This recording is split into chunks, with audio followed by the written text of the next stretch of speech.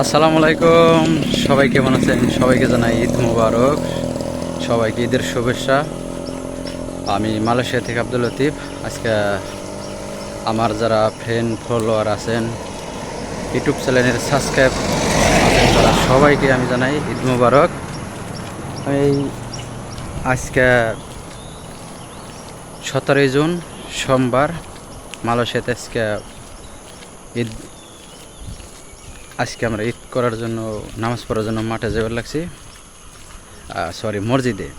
Malaysia তো মাঠ নেই, সব নামাজ জামাত মসজিদেই পড়ে। তাই এই উদ্দেশ্য করে আপনাদের সবাইকে আমি ঈদ মুবারক জানাইলাম। আপনারা সবাই যে যেখানে থাকেন, দেশে বিদেশে, প্রবাসে, বাহিরে,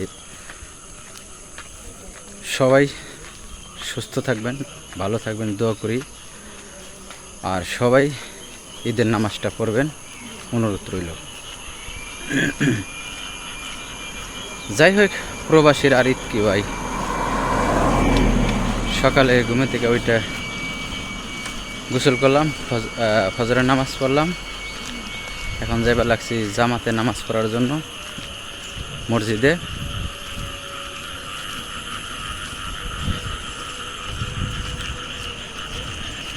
মানে দলে দলে মানুষ দেখেন।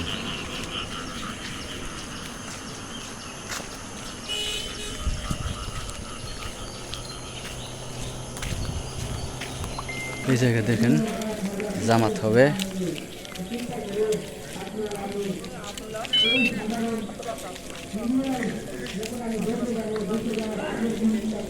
তবে যাই হোক,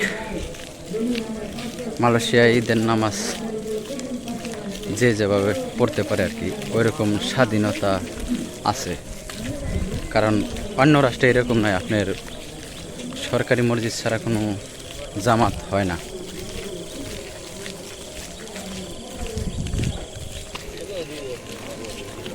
যাই হোক, আমার যত ফলোয়ার আছেন সবাইকে ঈদের দাওয়াত রইল। ইনশাল্লাহ আসবেন বেড়াইতে আমার বাসায়। আমার অ্যাড্রেস, আমি মালয়েশিয়া থাকি, জোহরবারো ডিস্ট্রিক্ট, মোয়া থানা, বাকরি কেবনসায়ো, এনামেস্তাঙ্গা আমার লোকেশন। দেখেন দলে দলে সবাই নামাজে জামাতের জন্য যাবে লাগছে।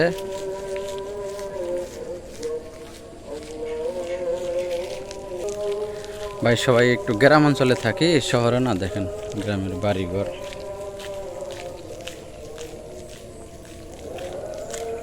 দেখেন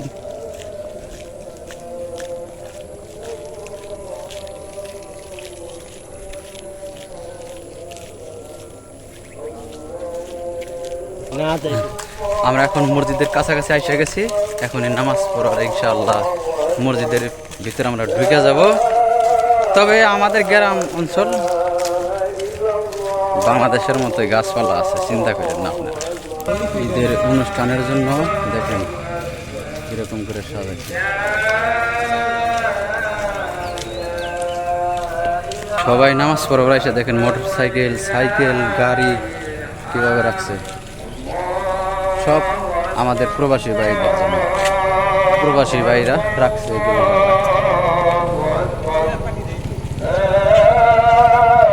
এসে গেছে মসজিদে, ইনশাল্লাহ আপনাদেরকে মসজিদের পরিবেশটা দেখাই।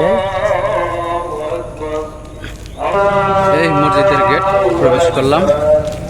অনেক লোক হয়, হয়তো আমাদের এখন বুঝতে পারবেন না বা শুনতে পারবেন না আর কি। আমি একটু দেখাই, ভিডিওটা শেষ করে দেব।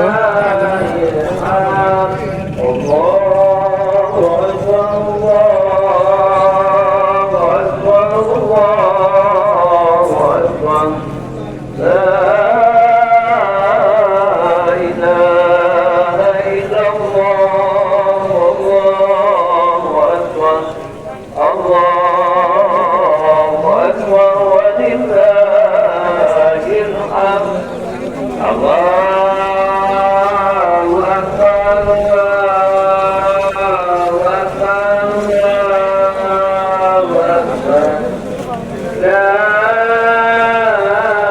إله إلا الله